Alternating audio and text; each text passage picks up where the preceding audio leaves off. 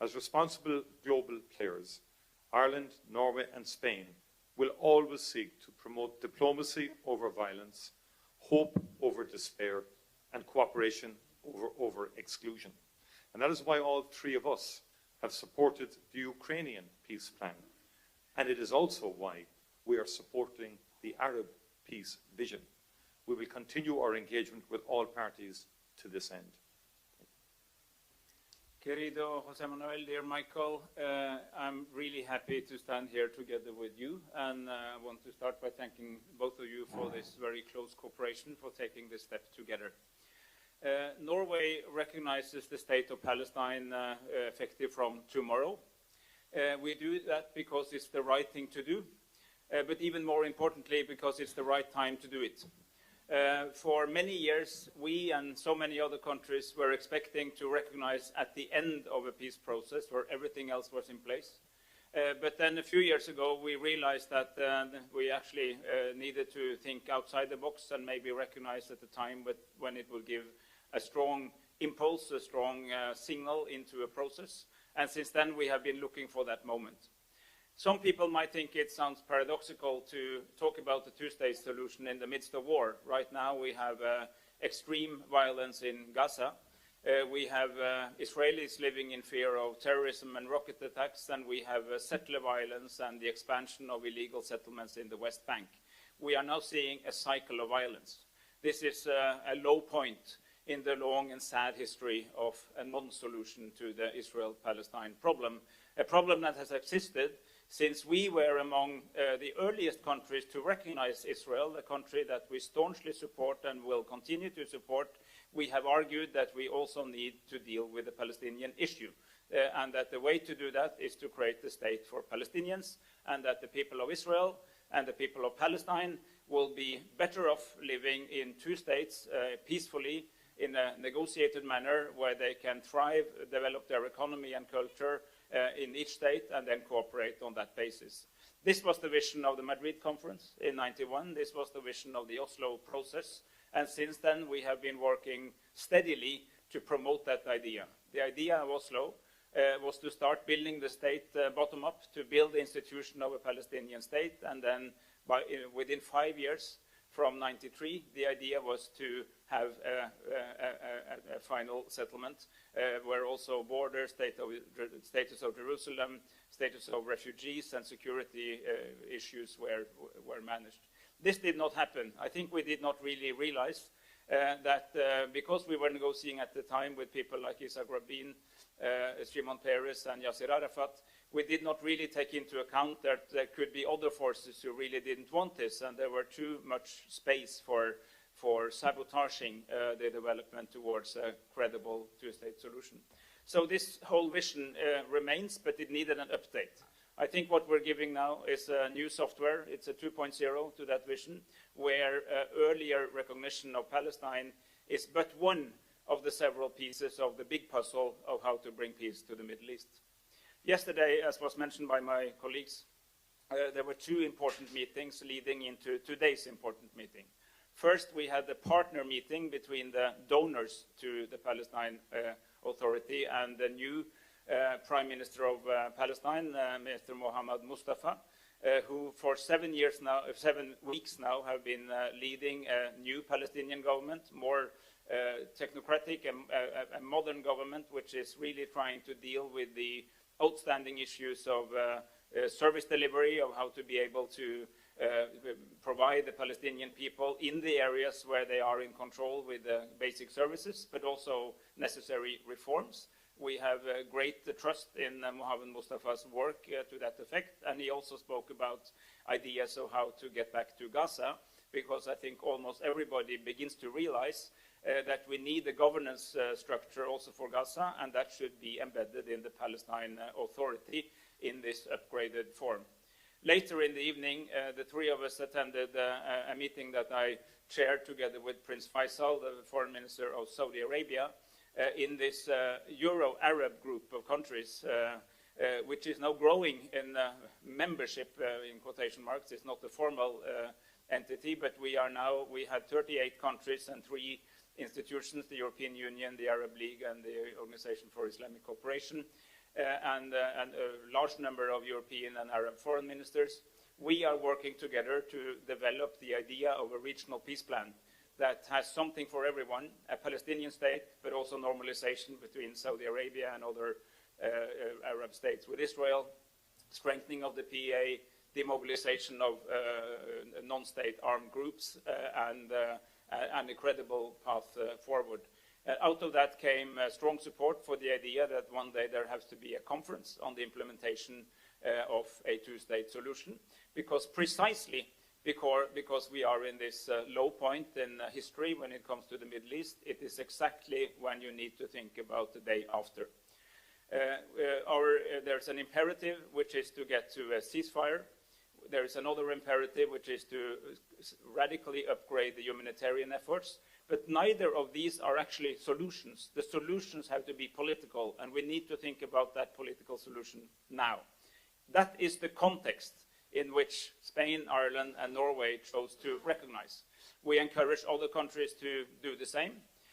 We know that a number of European countries are either on the way to do so or contemplating, and we hope they will follow suit. But the main point from our side was to send a strong signal into this process that we cannot just be stuck with the way we wanted to do this in the 1990s. We have to realize where we are. We are in 2024, and we need to upgrade this long-standing vision of a peaceful settlement in the Middle East, a Palestinian state living beside an Israeli state, both governed in a way where they can work well together.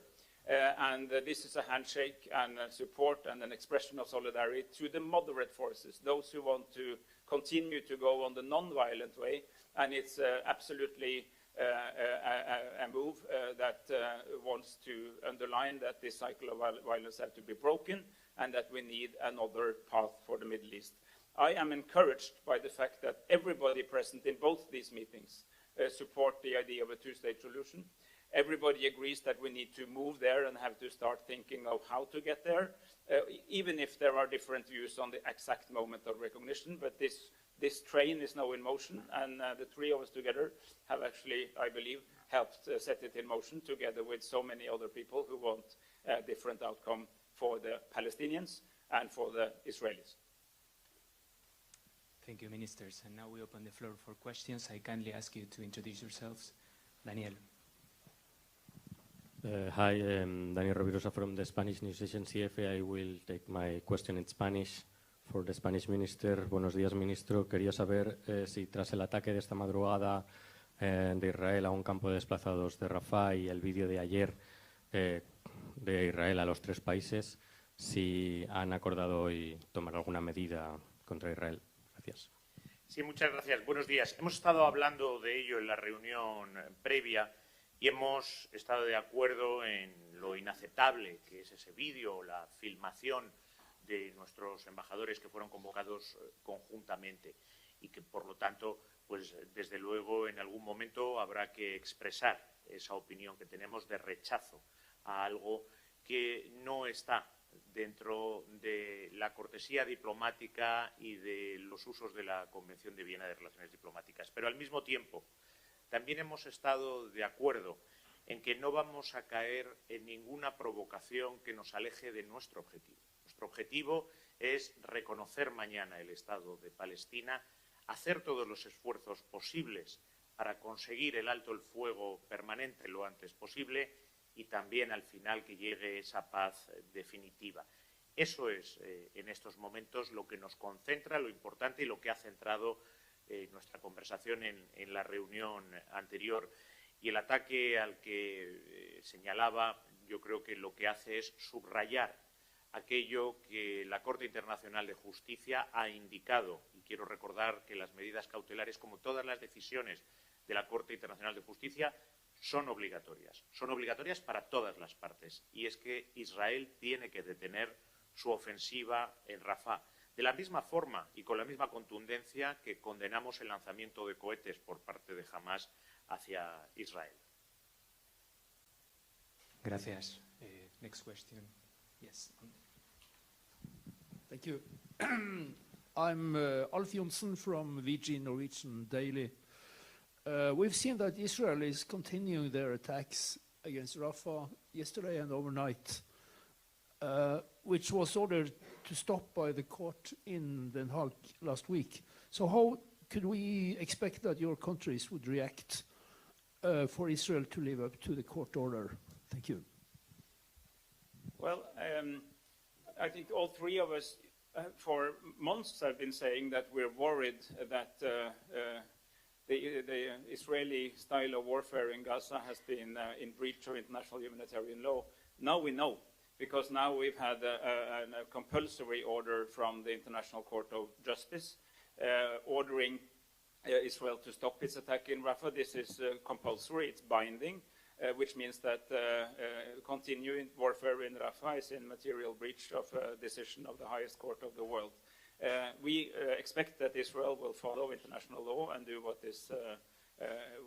has been said.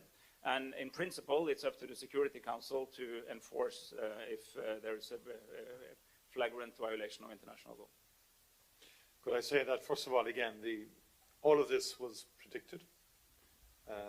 All the UN agencies and humanitarian groups that I met predicted that any military operation in Rafah would have dire consequences for the population in Gaza. And that is exactly what is happening right now. This is on top of the hunger, on top of the starvation, the refusal to allow aid in sufficient volumes. But what we witnessed last night is barbaric. Gaza is a very small enclave, densely populated conurbation.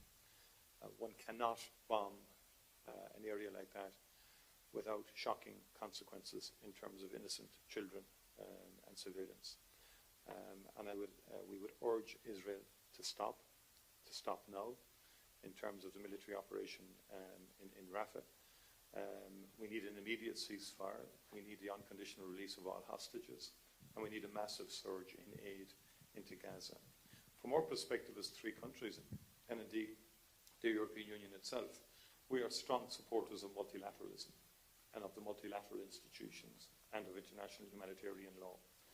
And we have to robustly defend and uphold the independence of the International Court of Justice and indeed the ICC. And I think this is a moment in time in global affairs where the essential centrality, if you like, of these institutions must be upheld and their independence. And it has been a tendency of Israel to undermine UN institutions, but also to undermine the international humanitarian legal system. And the court's ruling is binding. It's extremely important that we stand up for the independence of the court and support the court in this vital matter. Can I just add one reflection which I think is essential here, which is that there is a perception in large parts of the world of double standards, that rules are applied to some but not everybody. I think that critique is founded on some realities, and I understand why that perception has been created. And that perception undermines the credibility of the international legal system in general.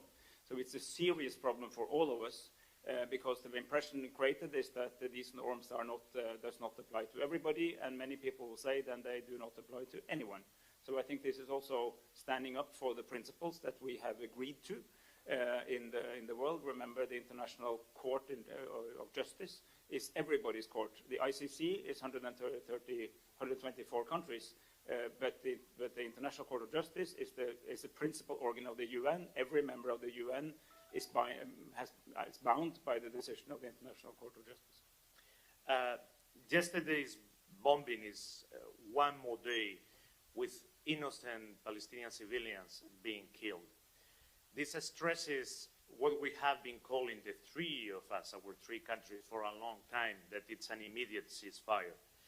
But the gravity is even larger because it comes after a decision taken by the International Court of Justice that, once again, I want to recall, that are binding and compulsory for all parties, therefore for Israel, that is calling to stop this attack on Rafah. I think that this time we have to raise our voice not only for an immediate ceasefire, but also to back international law and the United Nations Charter. I want to recall that the International Court of Justice, it's a founding body of the United Nations Charter. We are going to have a Foreign Affairs Council of Ministers of Foreign Affairs of the European Union, and I'm going to ask the other 26 partners to declare the backing to the ICJ, to its decision, and also if Israel continues to pursue against that opinion of the International Court of Justice, that we try to take the right measure to enforce that decision and to back one of the most important bodies of the UN Charter. Thank you. And one last question, Tony. Thank you very much. Taoiseach, Irish Minister for Foreign Affairs, first of all, we saw the response of the Israeli government to the declaration last week of all three countries recognising the state of Palestine. We saw what some people have said was the humiliation of the Irish ambassador in Israel. I mean, do you think that that was done? And also we've seen the social media videos that were promoted by the Israeli foreign minister. Do you think that was done to try and discourage other EU member states from following suit? And are you hopeful that other member states could follow suit? And just to follow up on the last question, do you think if Israel does not comply with the ICJ decision of last week that sanctions should now be considered? Thank you. Well, first of all, as I've said, the behaviours of the Israeli government in response to our decision to recognise the state of Palestine, I don't believe reflected well on Israel, and I think was outside diplomatic norms in terms of how our diplomats were treated. And we will be communicating that directly to the Israeli government and to Foreign Minister Katz in particular. I've always treated people with respect, particularly diplomats who represent their governments and who are there to communicate respective positions on given situations. So we're very clear that we want to maintain diplomatic relations with Israel. Our measure and our decision is based on peace, as we've articulated, and a genuine view in terms of how strategically this issue can be progressed in terms of towards a two-state solution, Israelis and Palestinians living harmoniously together. So we're not going to be in any way sort of diverted away from the core objective of our decision to recognise a state of Palestine. I do expect that others will follow our decision to recognise Palestine. I don't wish to reference any country. That's a matter for other member states of the European Union. But I do believe others will follow.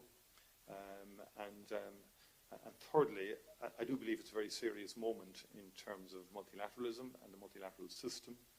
The International Court of Justice has ordered Israel to stop. And I think that is fundamental in terms of how we all in the international community respond, including the European Union. It is in the context of a major conflict right now. Our immediate focus has to be the ending of the bombardment of Gaza, a ceasefire, the release of hostages, and a massive surge of humanitarian aid. But I think as Jose and Espen said it,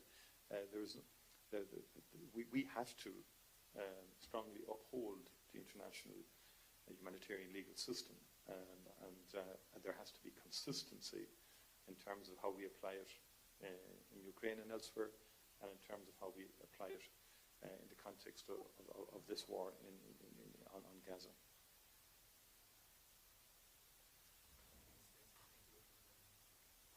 Thank you very much.